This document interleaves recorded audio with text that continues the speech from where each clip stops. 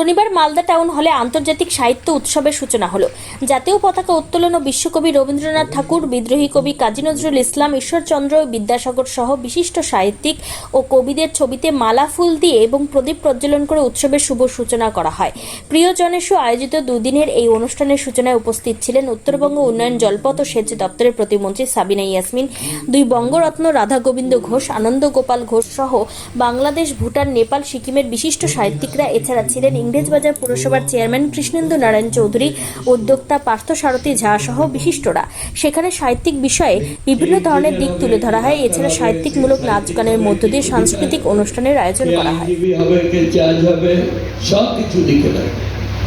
আর যখন আমরা বড় হই সেই জায়গায় আমরা যখন আসনে বসি তখন আমাদের প্রত্যেকের দায়িত্ব থাকে এই সমাজটাকে, দেশটাকে এগিয়ে নিয়ে যাওয়া।